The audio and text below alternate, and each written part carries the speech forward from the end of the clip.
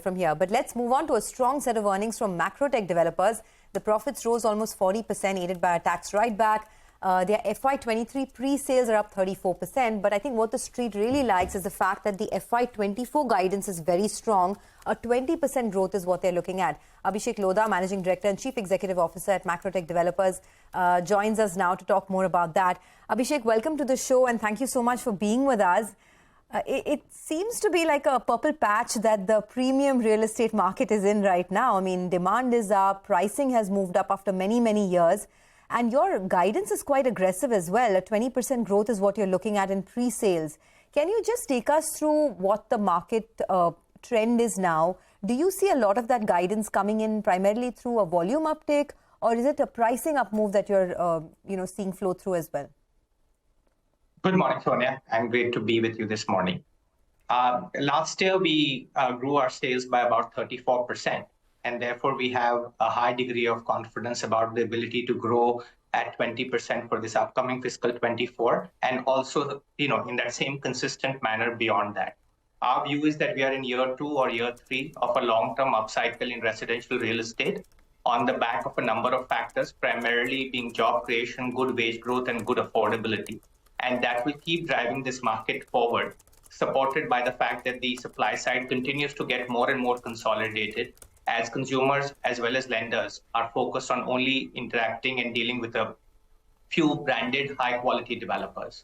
Our growth forecast for fiscal 24 comprises of a price growth. We like our price growth to be below wage growth so that affordability keeps getting better. So we're looking at a 6 to 7% price growth, and the balance 13 to 14% coming from volume growth. This combination, we think, is a healthy combination of reasonable volume growth accompanied by reasonable price growth, which keeps everybody's situation better. Older home buyers feel better because prices are growing, and new home buyers are feeling good because they see an appreciating asset, but at the same time, they're also seeing their affordability get better because wages are rising faster than price growth. All right. Hi, Abhishek. Good morning. Congratulations on a good showing, and you're looking quite confident with regard to the coming year as well. So let's see how you go about that. We'll get back to the operational performance. A quick question on the debt number. Normally, you give us a guidance on that front as well. But I think this time around, that's missing. So what's the debt number likely to look, say, in the next 2 years, 2024, 2025? And also repatriation of funds from the UK investment. By when does that come in? We are now very, very confident and comfortable with our balance sheet. We've given an overall longer-term debt ceiling, which is 1 times operating cash or 0.5 times our equity, whichever is lower. We believe that we will keep going below that ceiling in the years to come, i.e. we will keep reducing debt from the current levels that we have. At the same time, our overall operating cash flow as well as equity levels will keep going up. So we'll be well below that ceiling. We are probably the only real estate company in the country who last year showed not only significant growth in terms of new business development, adding 20,000 crores of new projects and investing about 2,400 crores for the acquisition of these projects. But at the same time, we were also able to reduce our debt by over 2,200 crores.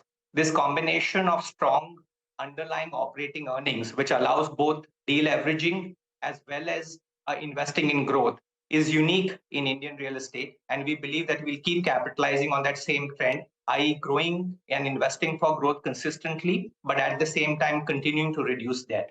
On the UK front, we repatriated about 550 crores from the UK last year, and the balance of about 550 crores will get repatriated this year, and with that, all our investments in the UK would come to an end.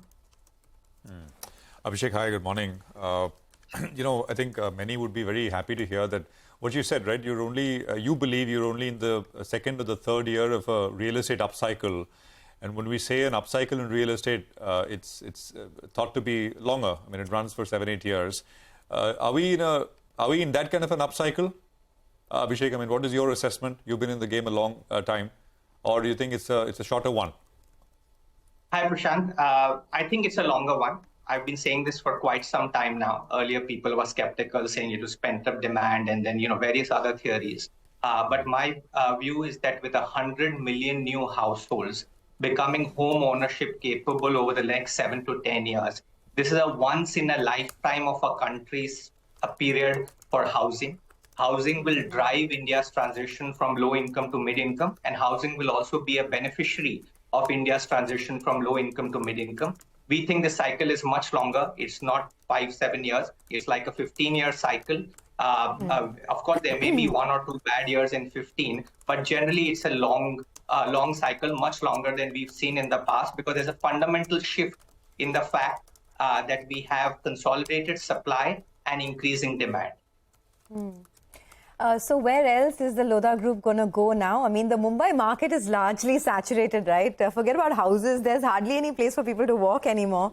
By the way, Sonia, I don't know if you're half familiar with this area, but around Matunga, I was driving down that highway, the Eastern Express Highway, and Abhishek, I noticed a very large project, a Lodha project coming up. I mean, I don't know how large, but it looked pretty, so to the point that where is the space? Yeah. And I was also surprised. Abhishek, you want to address that? That's a new project, right?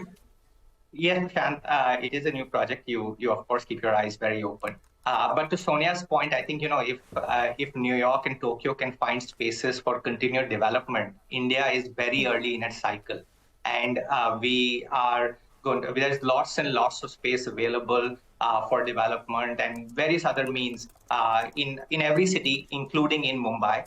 Our market share in Mumbai is just around 11%. So there's a lot of headroom for growth for us in our core market of Mumbai. And equally now, Pune is starting to play an increasingly important role for us in our growth.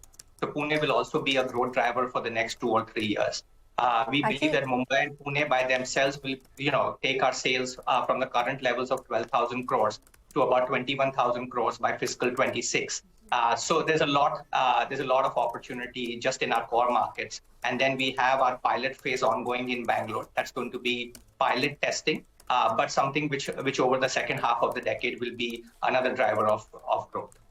I was more looking at where else are you setting your eyes on? Of course, Mumbai, Pune is something that you've looked at for a while, but Ahmedabad, for example, has become the hot property destination now. Hyderabad is picking up in a big way. Anywhere else you'll be expanding over the next 1 to 2 years?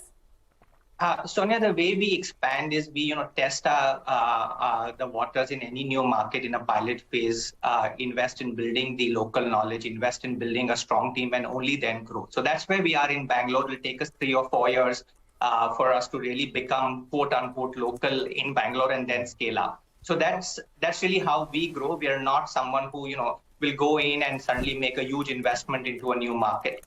We like to test the waters and only then expand. Those tips that you've given, Ahmedabad, Hyderabad, people have spoken about NCR, all of those are interesting. We'll be gradual in our approach. Current focus is Mumbai and Pune. And as I said, strengthening ourselves in Bangalore. All right, Abhishek, always good hearing your thoughts. Thanks so much for stopping by. For me, the big takeaway is this time around, you believe that this real estate cycle will be for a longer period, maybe a 15-year period, in comparison to the traditional 5 to around 8 years that we have normally seen. All the best to you, and looking forward to having a chat with you all of the coming fiscal year.